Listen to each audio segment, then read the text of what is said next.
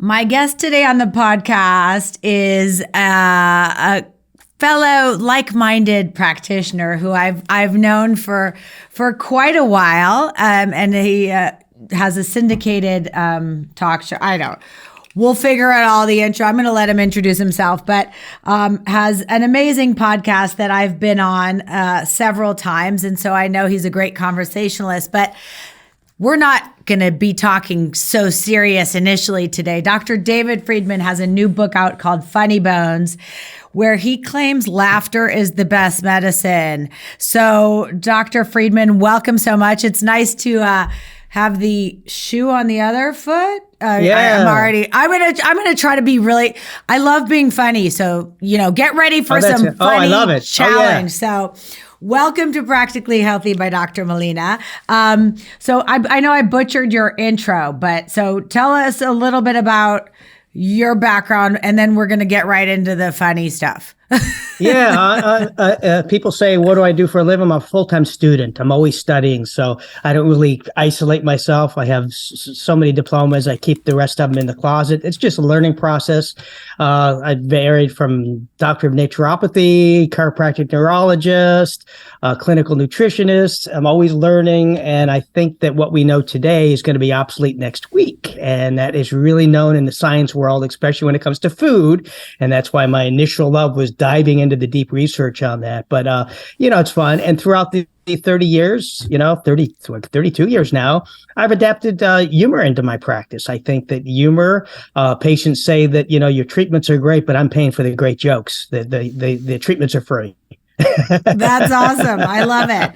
And my favorite thing, though, my favorite line about laughter being the best medicine is that, I've always believed that, but that's why half of my relatives have come down with tuberculosis. So, you got to put things in perspective. But and I want to come back to some of your earlier books, because I think what you do is really important in kind of getting a little bit deeper, kind of pulling back the curtain of nutrition research. And, we don't agree on everything, but I respect your approach to the science and the fact that you really try to not just go by the headlines, but to really dig deeper and not just to take things at face value, which I think in this world, and I feel like I'm talking about this over and over, but where there's pseudo experts and influencers that are really dictating what we consume, no pun intended. Right.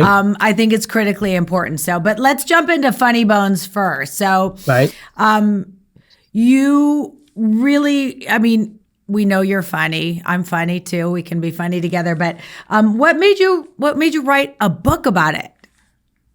Well, it's Hippocrates said food is medicine. And I said, you know what, I'll write a book on the best food to eat. And then I heard it was a surgeon in the 13th century, Dr. Mendelvey. He said, no, laughter's the best medicine. So I decided to write the ultimate LOL prescription, Funnybones. And what I love about that is now I'm known as the only holistic practitioner that leaves his patients in stitches. And as a chiropractic neurologist, I have a nasty habit of talking behind my patients' backs. They'll all tell you that every time they're there, talking behind their back. But what I love about laughter is we laugh before we spoke. Scientists have shown us millions of years ago, before communication, we laughed.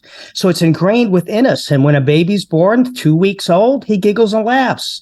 He's not taught that. And you might say, well, maybe he's seeing it. No, because if a baby is born blind and deaf, he still has the ability to laugh and giggle. It's something that it's within us. So I'm kind of going into the roots of something, as you have different food opinions as Joe Schmo and Doc of this and, Gundry and Dr. Khan. But we all love to laugh. No matter what race, religion, no matter what gender we are, we love to laugh. Look at Sirius Radio. They have 13 stations on comedy. To put that in perspective, there's only 5 for classic rock and 4 for jazz. It's a big genre. So what I'm doing is just bringing laughter back. I think this stressed out world needs to laugh more, let loose. And of course, laughter's medicine. There's a lot of science. We could chat about that as too. So there's science behind it as well. Yeah, I'm interested in the science. I'm also interested. It's funny because I think I'm really funny. But is there, I want to talk about laughter being the best medicine, but is there science, and especially with your background in neuroscience, is there science to being funny too? I mean, maybe we start with that since I asked it. So what the heck? Whereas there's science to being funny. I think it's for some people, they have to get rid of all the clutter and the fog to be funny. And again, there's ways to do that, to bring more laughter to your life. You could put a little smiley face on your phone so you're smiling when you're talking, because people hear a smile and have a coffee cup with a smile. Sometimes we got to be reminded to smile because everybody's so into the doom and gloom. We wake right up. What do? Check their cell phone, look at the news, doom and gloom. Check for messages. They're very rarely good messages. No, man, click to a comedy channel or look at a meme or something funny. That's the key to do that. But, with laughter being the best medicine, everybody's looking at echinacea tea and the vitamin C this fall and winter. But you need to turn on the comedy channel or get my copy of Funnybones, because science shows, it was the Journal of Rheumatology that said laughter decreases inflammation and increases infectious fighting antibodies. And there's one that I love from the International Journal of Molecular Medicine. That's a big, profound medical journal. And they found that laughing increases the natural killer cell activity, which is higher in a group watching funny videos and reading funny books compared to the controls. So it can can actually help prevent cancer, heart disease. What do we said? Number one killer, got to exercise, got to eat right. No, you need more knock-knock jokes. According to the International Journal of Cardiology says, and I quote, there's an inverse association between a sense of humor and coronary heart disease. So that means a good chuckle could lower your chance of getting a heart attack or stroke. And brain health. Oh, see, it's so good to be able to talk about this because I've been on these TV shows. You got to do these little sound bites. You can't get this stuff out. As you know, you're on TV and it's 2 minutes and you got to cut off. So this is great to share this. But brain health, there was a Journal of Behavioral Neuroscience that revealed before and after MRI studies showing laughter improves cognitive function and overall brain health. But my favorite was the laughing burns calories. That was it was the Vanderbilt University says a good chuckle can burn 40 calories. So forget counting steps, forget counting calories. Let's count laughter. That's what we need more in the day. I love it. But maybe not forget all the other stuff, but add in the laughter. Okay. Well, and let's reiterate this. They say food is medicine and laughter is best medicine, but don't do them together. You might choke. Not so healthy. Good so point. You're right. Thank you. It's always important to be realistic to it and to give, practical advice, which is what my podcast is about. But I think one of the things that made me, as you were talking, and I was laughing, I think laughing stimulates creativity for me too, or at least unleashes, maybe it suppresses, the more serious, stuff to allow your brain to be more creative. But I think there's research that even just smiling can make you feel happier. So, I mean, am I right on that, or am I just making that up? No, that's such a good point. I had a patient come in the end of the day, and he always comes in the morning. I said, why are you here so late in the day? He said, Doc, I had to know once and for all, if you're this happy and joyful at the end of the day as you are at the beginning of the day. And he was shocked. I was more happy, more excited. And he said, I don't get it. Do you ever get a bad day, Dr. Friedman? And I let him know that I have stresses, I have struggles, I have bad days just like the rest of us. The difference is I don't let them define me. The same boiling water that softens a potato hardens an egg. It's all about what you're made of, not the circumstances that determine whether you have a good day or a bad day. And back to your question, ready? You can fake it till you partake in it. That's my coin phrase, because the brain doesn't know the difference from a fake laugh or fake smile. It still produces the same neuropeptides that help combat stress, that creates the cascade of dopamine and serotonin, all the good, happy hormones. So I do have bad days, and I walk in very depressed. I've had heartache. I've had loss of family members. I've had tragedy. But you know what? My patients aren't coming in to feel that negative vibration. I owe it to them to be at my best, no matter how bad I'm feeling. So I fake it. And you know what happens in 10, 20, 30 minutes? I'm in a good mood. I fooled my brain. That's the key. Faking it till you partake in it. That's the key. I think that's really important. And I would just, I'm glad that at the end of the day, you're just as happy at the beginning. I mean, for me, at the end of the day, my patients may find me happier, but it's because happy hour has probably started for me. So. But anyways, whatever. That's a whole different conversation. And whatever. Resveratrol and red wine is good for you, right? Yeah, so no doubt. I've got that going for me, but I love it. I love that, we're laughing and joking around about it, but I think the science really is relevant. And I would think, and you can kind of maybe school me on this as well, or help me understand it better.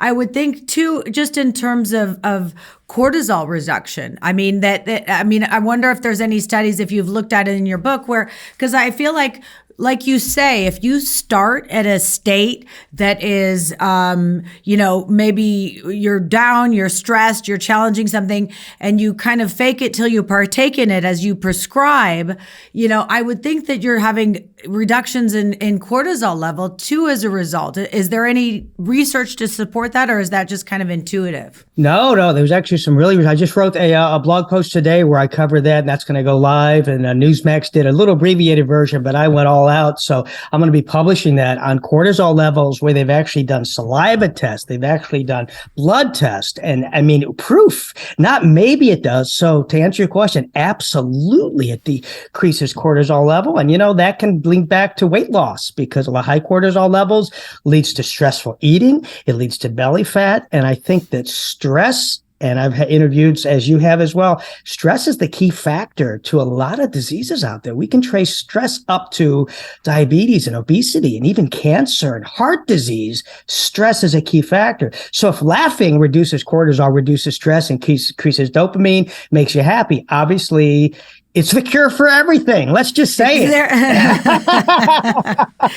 There you go. I love it. No, I think it's really funny because it's just, but I do think, I mean, there's like, I love to laugh. And my mom and none of the jokes are really appropriate to share. And no, but, actually, she had a really good one about. I'll tell it because I'm in the midst of planning my son's bar mitzvah, and so one of the ones she said, so the Goldbergs, the family had a windfall. They'd sold a company, made a lot of money, so he decided to take his entire family to Africa on a safari for the bar mitzvah.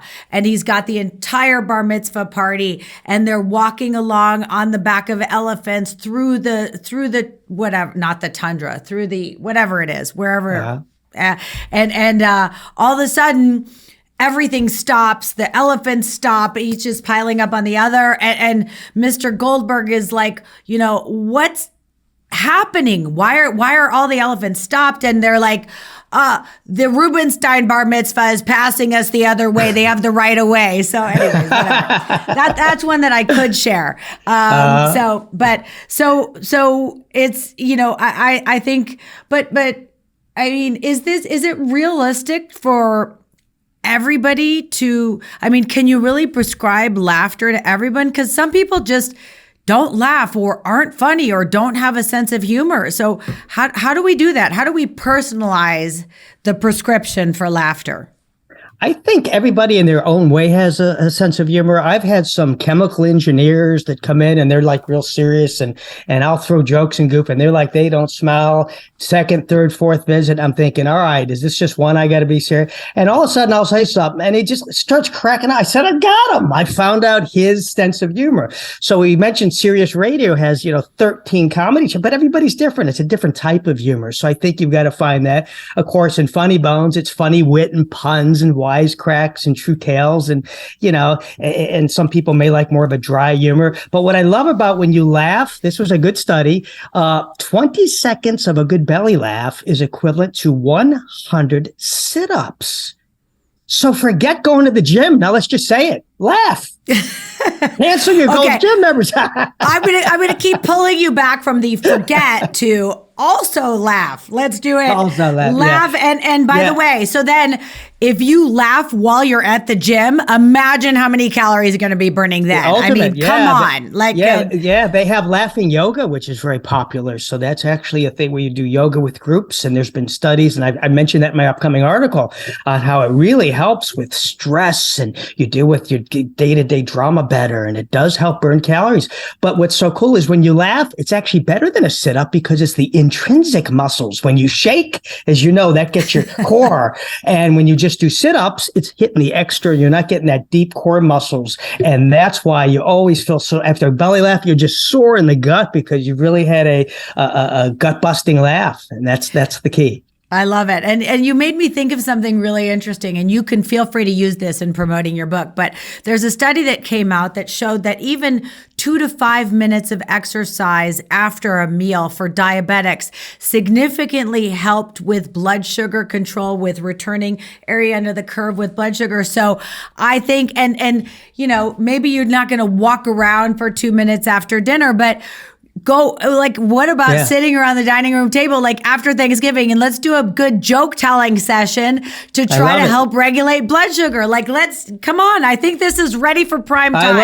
I love it. What we play after Thanksgiving, I forgot the name of it. I think it's called Speak Out, but it's this little plastic thing you put in your mouth. Have you seen this? No. And you it's like, and you try to say a phrase, and the other person has to guess what you're saying. And it's so hilarious. It's like, what time is it? No, and is Merry Christmas. You're trying. It's everybody's crying. There's what the problem nobody with not that, laughing. What? I love that game, and I'm going to try to get it. Except for that, one of our closest friends is a dentist, and they definitely have an advantage at that game because they know. It's amazing to me. They'll be like, "How are you?" Great. Oh, I'm so glad the kids are doing great in school. Like don't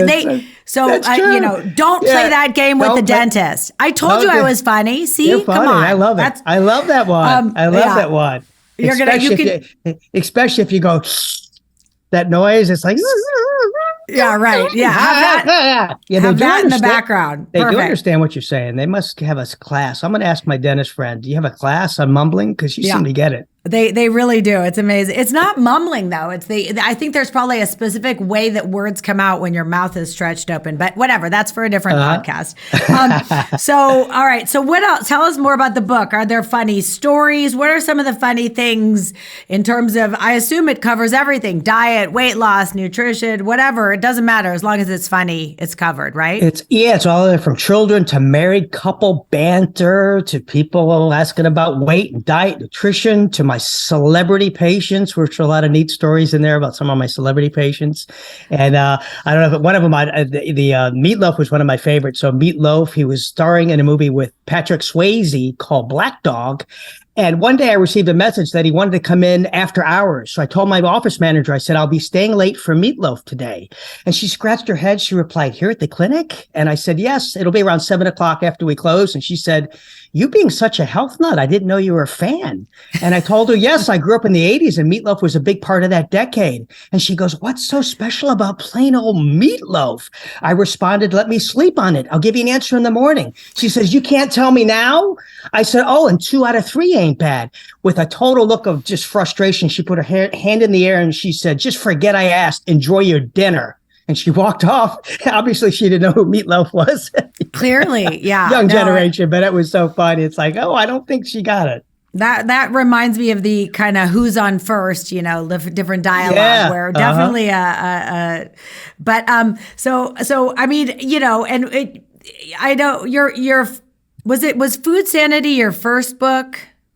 First book was a neuroanatomy book that I wrote. That sounds like a funny one. It was. Well, here's what's interesting. So that was 35 years ago. I taught neuroanatomy, wrote the textbook, and I still get doctors all these decades later coming up to me at seminars, and they say, your book helped me learn this topic that was so difficult, and I passed the boards because of you. You made neurology fun. I had funny, silly mnemonics. I had funny songs. I had jokes between the left brain and the right brain, and I made it fun. So I think that really pulled through. And science shows that when we laugh and it's funny, we learn and retain better. And I hear this 30 years, they're still citing off different songs that we learned. So it was kind of funny. So that was my first book. And then, of course, then the last one before this was The Food Sanity, How to Eat in the World of Fads and Fiction. And then I get to look at the funny side of diets. So we have a little bit of fun and play in the diets. For example, like intermittent fasting, right? It's like, oh, I'm interviewing these people and they spend a half hour. They're telling us how to extend the 18-hour, 16-hour, 18-hour, window of not eating. There's nothing new about that. My parents had another name for this diet trend. They called it skipping breakfast. It's not rocket science. Right? It is, I know. I think that's definitely true. It's well, come on. I mean, what's your joke for vegans then and paleo? Let's hear some more of the diet specific jokes. Okay, yeah. So paleo, of course, I spent a lot of time in the book paleo, but if you look at paleo, they say eat like a caveman. So I'm looking for years for a diet book, paleo cookbook to show how to saute a saber-toothed tiger. I don't see that. But what I do see is how to cook cow steaks and hamburger. And I'm thinking, all right, are we supposed to believe our Paleolithic hunters got spears and went out for the day to hunt lazy grazing cows? Can you imagine that conversation? Honey, I'm home. I got us a cow. But you just left 10 minutes ago. I know I would have been back quicker, but I stubbed my toe. And here's the thing that puzzles me. So paleo says you can't eat milk from a cow, but you can eat the meat from a cow. And I'm like, okay, so maybe did they figure out that the cavemen were lactose intolerant and they blew air out of their dairy airs? Oh, ba-dum-bum. I love it. So yes, that's one. And then last, vegan, you said. So now that I'm in the world of comedy, I've noticed there's no vegan comedians. Have you noticed? And I wondered why. And I found out instead of making fun of people on the stage, they roast vegetables on the stage. They don't roast the people. Oh, got it. No, I got it. I got that one. I thought you were going to say because they were so miserable because they couldn't eat anything but plants that they're not funny because they're, so sad about having the same vegan diets every day. I tried to do a vegan diet once, by the way, because I tried to do some of this stuff. And I lasted till about 10 a.m. I was like, I don't even know. I'm like, oh God, I need some protein. Not that you can't have protein. I thought you were going to say 10 days. Oh God, no, 10 a.m. I was like, I don't even know what to eat. I have nothing vegan in here. I'm like, can somebody get me something vegan? It was oh my God. And what's with all the tofu? They eat soy, much of it. Has it occurred to them yet that it's just soy much? It's crazy. Yeah, and also, that don't even get me started though. Yeah, because it's plants. So the Impossible Burger, it must be healthy. It has more saturated fat, more preservatives, more everything than a regular burger. But it's not meat, so it must be healthier. It must be healthier. It's sad though how we have to make jokes, but there's people that have built industries. There's millions of people that take this stuff really seriously, and that's my problem with pseudo experts, which is like why I like you kind of pulling back the curtain and actually looking at the data. I think that's so critically important. Yeah, I have a prediction though, because we're due for a new fad diet, right? This keto's this year, paleo was the year before. You know what 2023 is going to be? It's going to be a combination, and mark my words, it's going to be a combination of the keto diet and the vegan. It's going to be vegan and keto. They're going to call it veto diet. You follow this by simply rejecting any food that you love. Veto. I love it. Well, you do know there is the pegan diet, right? Yeah. Paleo and vegan, because each of them individually is not hard enough. Let's combine them and make things even harder. Even more confused. Yeah. Yes, but I love the veto diet. I think that's got potential. It's catchy. I can see that really, resonating with the public because, I do think I think the parasite diet has a lot of potential too because we're really into probiotics, right, which are health producing. Why not consume more parasites, which can really pull all the nutrition that you could possibly need out of your system? You'll be near dead, but you'll be really, really skinny. So I think that's got some potential too. I'm looking into commercializing that one. I think everybody's really into probiotics now. I want to take parasites. That's what I'm going to be prescribing. So why don't we just do this? Since there's that parasite removing fad, you stick your feet in there and it pulls the parasites out. Let's just sell that as soup. And then they'll get their parasites, Soup for your feet. Yeah, and it's going to be delivered by a tow truck. Yeah. Nice. Ba-dum-bum. Very good. Okay. See, so anybody who's listening to this, if they're laughing half as much, how many, I've got to start carb loading. I'm burning so many calories just interviewing you. I need, some food. Where's the, I'll have to, my hidden candy drawer that I keep in my office. Yes, I do. I have a sweet tooth. I'm not going to lie. Yeah. So, it's funny. so and what you have else? your sweet tooth, you talk about, as you agree, sugar seems to be what everyone agrees on is the ultimate cause of disease, no matter what side of the fence they're on. And I had a patient come and she says, "Can you read my blood work and see what's going on?" And I looked at her blood work and I said, "Your sugar is way too high." And she said, "Really? So if I put it on the bottom shelf in my pantry, I'll be okay?" Wait, I have a good one too in terms of reading. So this is when you talk about, laughter being the best medicine, and we should integrate it into the medical curricula and that sort of thing. When I was a resident and I was doing my general surgery rotation, I was a medical student. So I was at the very bottom of the totem pole. We were rounding at the hospital with about the team of like 25 surgeons, and the head surgeon, the attending physician, looks at me and he hands me a set of labs, and he was like, I wasn't a doctor yet because I hadn't graduated medical school, but he was like, "Melina, what do you make of this?" Showing me the lab shirt, and I grabbed it and I said, "Well, I can make a brooch or a pterodactyl." and he had not seen the movie Airplane and did not find it quite as funny. And then I was put on probation for, being so disrespectful in the middle of Grand Round. So I think you do have to choose your humor selectively sometimes, and laughter isn't always the best approach. But I think most of the time it is. So tell me some more about, your talking point, farts in the chiropractic office. That sounds like something that maybe,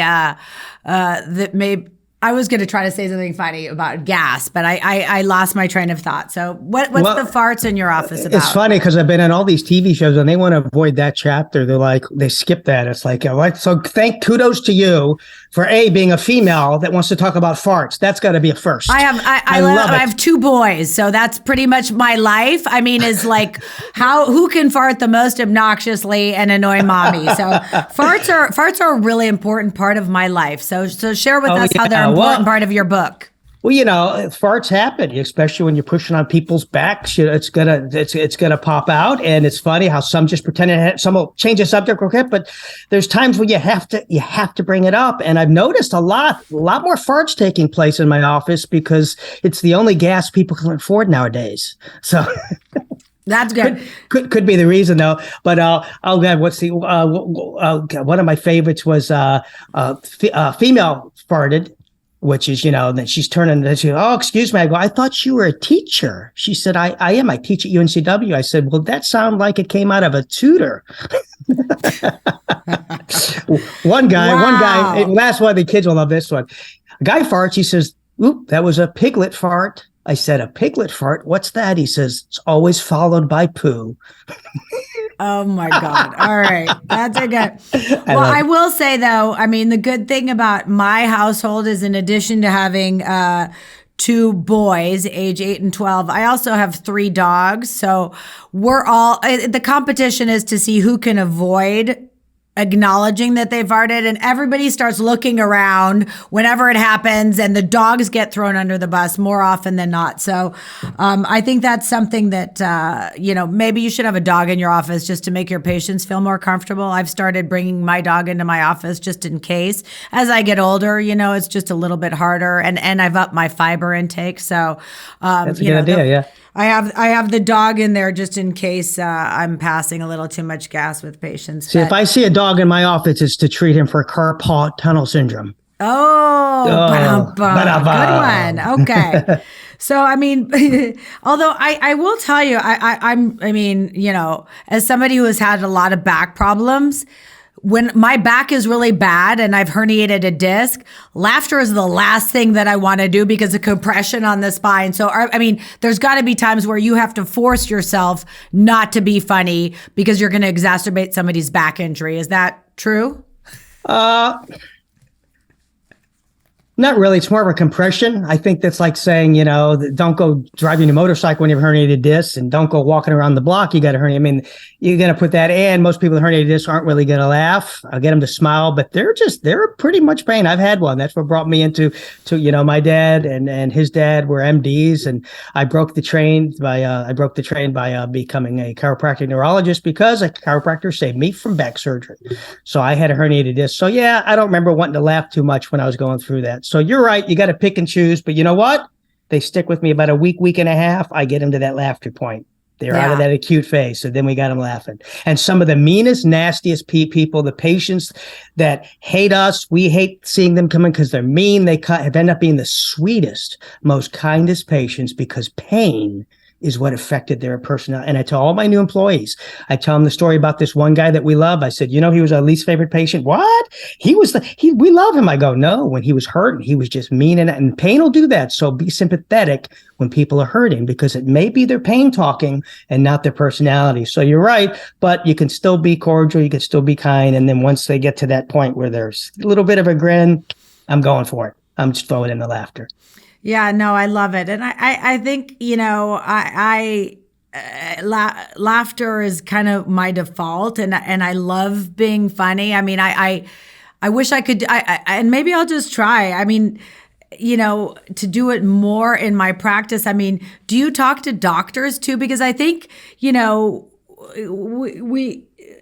doctors are maybe a little afraid of bringing in laughter and humor and comedy into their practice because they're afraid it's going to make them seem less rigorous academically or less competent. Have you ever found that? Yeah. Well, so I worked on the award-nominated, I think it was Golden Globe, Patch Adams. So I worked on Robin Williams, and I got to learn about this incredible doctor that used humor and friendship to bond with patients and connect. And it taught me early in my career that it was okay to be a friend of a patient. And it actually has helped my career. I think what happens is you get these stoic doctors that are just these little robots, write this, write that. They don't give a crap about you. Hey, how's your kid doing? There's no bonding. There's no connection. And I think that's what we're missing. I think we're missing that bonding. And I had a Scott Rouse. He's the guy that does is like a human lie detector. He does I forgot the name of the show, but he reads people. He has a whole course showing how medical doctors are not getting sued if they start joking and be friends with people. So patients need that. And he does this whole course he teaches. He says you need to have humor and friendship and bonding, and you don't get sued as much because they've connected with you. It's like you're not going to sue your buddy. And they're not buddies. So it was really neat. I thought that was a neat spin on stuff. It is. And it kind of brings humanity back to medicine, which I think is really important. And I do try to connect more with my patients on that level. And I think I'm going to work on bringing in more laughter and even prescribing laughter. I mean, as we finish up, really, what advice do you have for listeners about we're all, especially pandemic, post-pandemic, now we're the worst flu season ever. Everybody's stressed out. The economy's in the toilet. Back to the farts. See, my default is, but I love it. How can listeners bring laughter back into their lives? I love how you say bring it back into their lives because it assumes that they used to have it and they lost it. And it's so true nowadays. I posted something on Facebook that came up, and it was 4 years ago you posted this, and I go, oh, that got a lot of laugh. I'll post it again. And it was this woman. You couldn't see her face. She's bent over tying her shoe, and she had a barrette there. And I wrote, does this look like a Muppet tying a shoe? And it looked like a Muppet. And everybody laughed. So I posted it now. Oh, my God. How dare you make fun of this lady? What if you were her grandson? How dare you? And how shame on you? And I'm unfriending you. And here's what's sad. I look back, the same people that were accosting me, yelling at me were the ones laughing 4 years ago. They've lost their sense of humor. I screenshotted it. I said, what happened to you folks? It's a joke. That lady wouldn't even recognize the top of her head if she saw it. You couldn't see her face. She's bent forward. Why don't you loosen up? It's the same. And I'm seeing that we're losing. We need to get, like you said, get it back, because we used to find humor. We used to not go up and smack comedians in the face because they were funny. We used to not say, oh, what did you just say? I had 21 pages of my book, Funny Bones, that were crossed out by the editor, says you can't say that anymore. It will offend people. I'm like, it's cute, funny humor. It'll offend people. Can't say the word Oriental medicine. What do you mean? Oh, can't say Oriental. Oh, can't say that. Can't. It was like it was ridiculous that 4 years ago, my editor said they would have laughed. It would have been cute, would have been funny. And I may send you the excerpts that were excluded because you're the only mom that I know that gets dad jokes. Well, no. My husband, actually, the funny thing about my husband is he's not funny when he tries to be funny. He will say stuff that cracks me up that he doesn't mean as funny. And then he's like, wait, what did I say? What did I say? But when he tries to be funny, I'm like, deadpan, no response whatsoever. But then the funny thing is he's like a child, and my kids do this too, is if they get a laugh out of me once, then they keep saying it over and over. I'm like, no, it was funny the first time. There is but no, I love it. And yes, the world is a tough place, and comedy and being able to laugh at yourself. I mean, I think there's so much, and I love the fact that, you position this, you're not just trying to be funny. You've got science. This is, you're at the end of the day, you want to help people, as do I. And I think none of the serious doctors and researchers really think about the idea of a laugh, that laughter really could be one of the best medicines, not the best, but it really is such an important part of the equation that we never think about. So thank you for writing this book, Funny Bones. I can't wait to get my copy and the outtakes. Any closing thoughts? Where can we go? I know you have a great podcast. Where can they go to listen to your podcast, to your latest humor, to follow you, to buy the book? Tell us everything about how to stalk you, cyber stalk you. That's it. Yeah, to get the book, you can go to funnybonesbook.com, and you can see my theatrical trailer that we filmed at the office. It's really funny. A few other videos and some great celebrity and comedian testimonials. They really embraced the book. And all proceeds of every sale go to the Laughter Saves Life Foundation. So while you're getting healthy, healing laughter, you're helping people that have a hard time smiling. So do support them. I'm really excited to be giving all proceeds to them as well. And to for my podcast, toyourgoodhealthradio.com. And you get to see a lot of great people like yourself that have been on there and shared their side, and well as the celebrities. And we talk not just about who they're divorcing and who they're doing, but their insides. We talk about who they are, their diet, their worries, their phobias, their fears, their loves. It's a neat show where I get to dive in a little bit deeper than you get on Conan when you see a celebrity. So it's exciting there. And again, you can follow me on Facebook and Twitter and all that. It's Dr. David Friedman. I just launched a TikTok video. Had to do it because it's got 15-minute skits, and that's Dr. Funny Bones. So check those out. I'm having a lot of fun over there daily, every day. Some funny cute little videos. Okay, if we ever meet in person, we're going to do a TikTok video together, and it's going to go viral. I just know it. I know it. I love it. Hey, let me tell you what I did on my first TikTok video. I wanted to be something different. So I ate a Tic Tac on TikTok while playing tic-tac-toe. So tic-tac-toe, eating a Tic Tac on TikTok. Try saying that 3 times real fast. It's not easy. Okay, well, I had a pretty good one. My first video, I was on the field at the Rose Bowl with my very good friend Brandy Chastain, and she was being interviewed. She's the soccer player who kicked and we were on the field where she kicked that winning shot, and I was in the background like pretending to dance with the UCLA band, and she got me on video, and that's my first TikTok video.